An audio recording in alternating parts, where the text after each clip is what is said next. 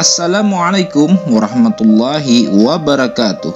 Sahabat sekalian yang dimuliakan dan dirahmati Allah Subhanahu wa Ta'ala, dalam kitab Mukasyafatul Qulub, Imam Al-Ghazali pernah mengisahkan tentang seorang pria Basrah yang jahat dan sering mabuk-mabukan di masa hidupnya.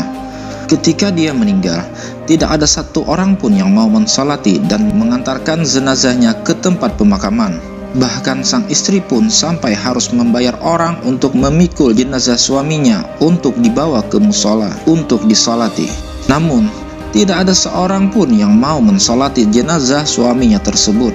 Sehingga sang istri pun akhirnya membawa jenazah suaminya tersebut ke lahan luas untuk dimakamkan.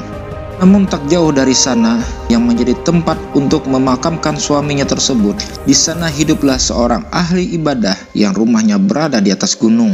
Sang istri melihat sang ahli ibadah tersebut turun gunung untuk mensolati jenazah suaminya yang telah dinyatakan oleh penduduk di sana sebagai orang jahat, sehingga tak ada yang mau mensolatinya, juga tidak ada yang mau mengantarkan jenazah ke tempat pemakaman. Akan tetapi di luar dugaan, sang ahli ibadah malah turun gunung dan berniat untuk mensolati jenazah orang tersebut. Kabar itu pun terdengar oleh para penduduk di sana. Setelah mereka tahu bahwa sang ahli ibadah itu mensolatinya, kemudian mereka pun beramai-ramai juga ikut mensolati jenazah orang itu. Para penduduk merasa heran dan bertanya kepada sang ahli ibadah, kenapa mau turun gunung untuk mensolati jenazah orang itu?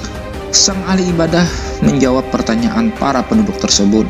Aku mendengar di dalam mimpiku, turunlah ke si fulan, karena tidak seorang pun yang mau mensolatinya. Maka solatkanlah, sebab ia telah diampuni oleh Allah Subhanahu wa Ta'ala. Jawaban yang keluar dari mulut sang ahli ibadah semakin membuat para penduduk penasaran. Amalan apakah yang telah dilakukan oleh almarhum yang merupakan seorang yang jahat dalam hidupnya, sehingga semua dosa-dosanya diampuni oleh Allah Subhanahu wa Ta'ala. Kemudian sang ahli ibadah memanggil istri almarhum dan menanyakan perilaku suaminya semasa hidupnya. Sang istri yang ditanya oleh sang ahli ibadah pun menjawab, sebagaimana orang-orang ketahui bahwa almarhum suami saya sehari-hari hanya berbuat dosa dan selalu mabuk-mabukan. Mendengar jawaban tersebut, sang ahli ibadah meyakinkan istri almarhum untuk mengingat lebih dalam lagi tentang perbuatan almarhum. Cobalah Anda teliti kembali, apakah ada amalan kebaikan yang pernah dilakukan semasa hidupnya? Istri almarhum kemudian ingat dan menjawab, ada 3 amalan kebaikan yang selalu dilakukan oleh almarhum suami saya di masa hidupnya. Pertama, ketika dia sadar dari mabuknya di waktu subuh, dia segera mengganti pakaiannya, kemudian berwudu dan ikut sholat berjamaah subuh. Kedua, di rumah kami tidak pernah sepi dari 1 atau 2 anak yatim, dan kebaikan almarhum suami saya terhadap anak yatim melebihi kebaikannya terhadap anaknya sendiri. Ketiga, suatu ketika almarhum pernah sadar dari mabuknya di tengah malam.